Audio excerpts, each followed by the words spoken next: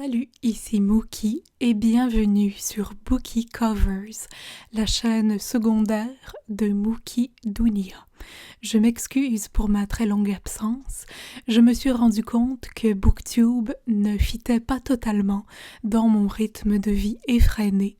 J'ai donc décidé d'essayer une nouvelle formule que j'ai déjà employée par le passé, donc en début d'année 2021 pour parler de mes livres lus en 2020. J'ai décidé d'essayer un format plus podcast pour parler de sujets littéraires en tout genre. Donc, bienvenue dans ce premier épisode du Dragon littéraire.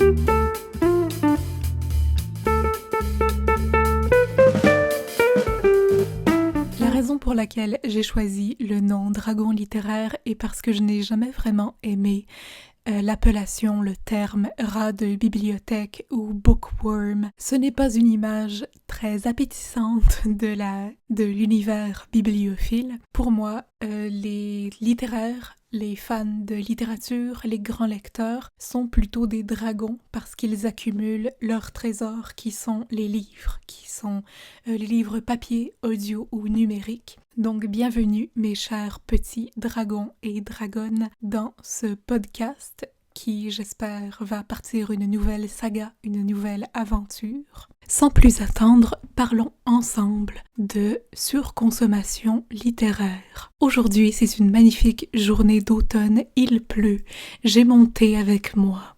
Je suis bien au chaud dans ma chambre et j'ai dépensé pour environ 65 $ canadiens de livres, ce qui a fait un gros trou dans mon budget, d'autant plus que j'ai déjà beaucoup de livres non lus, autant empruntés à la bibliothèque que achetés. Et ça m'a amené cette question ouverte qui peut avoir plusieurs réponses, qui peut avoir plusieurs sous-questions. C'est quoi la consommation ou la surconsommation de livres? Pour moi, un livre, c'est la seule dépense pour laquelle on devient plus riche. Un livre est une richesse, c'est une connaissance, c'est un moyen de s'éduquer et de s'ouvrir l'esprit. Mais quand est-ce que ça devient trop?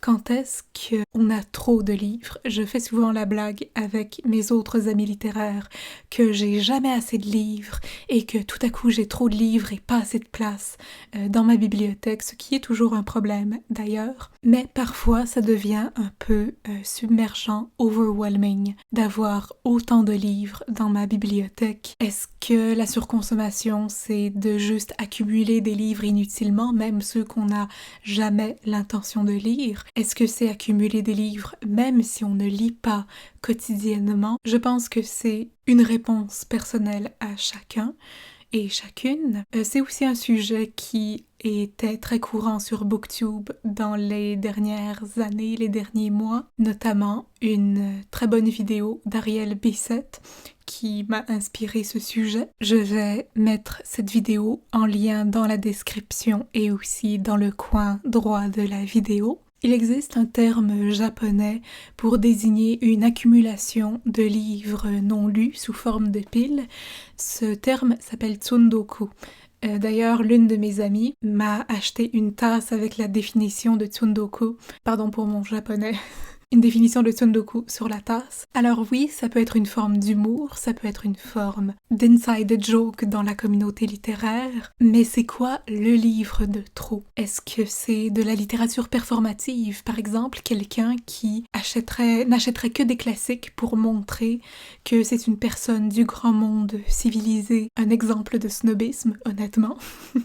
Mais cette personne-là ne lirait jamais ces livres-là, voudrait juste impressionner ses invités. Ma réponse personnelle, ce serait de garder tous les livres, tous mes livres, sans jamais en jeter ou en donner un seul.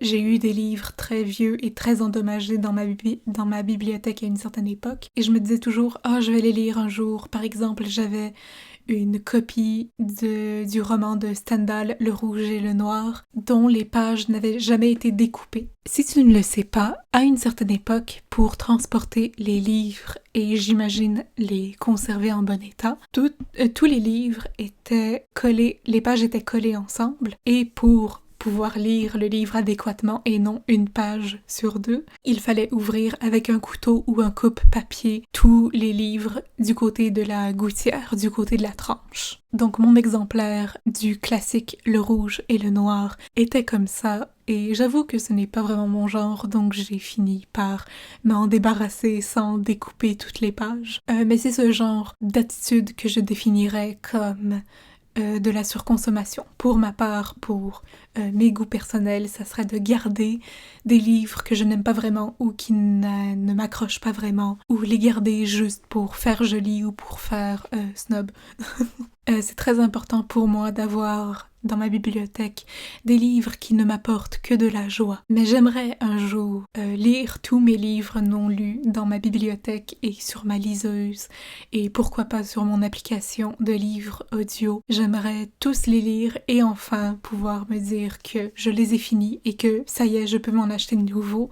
Mais il y a toujours des nouveautés à lire, des nouveautés à acheter, des nouveautés à emprunter à la bibliothèque. J'ai l'impression que l'univers des maisons d'édition contribue à ce phénomène de consommation et de surconsommation, parce qu'il y a toujours des plus belles pages couvertures, toujours des nouveaux livres plus attrayants, toujours des personnages qui font sensation et dont on parle sur YouTube et TikTok et Instagram et whatnot. Donc c'est très dur à moins de vivre complètement recluse et à l'écart de la société avec tous ces livres non lus et seulement tous ces livres non lus. C'est très dur d'échapper au flot de nouveautés, aux océans de nouveautés littéraires. Et cela m'amène à mon dernier point.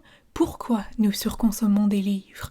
À une certaine époque, dans les années 50 après la Deuxième Guerre mondiale, peut-être les années 60 aussi, la surconsommation était un signe de richesse.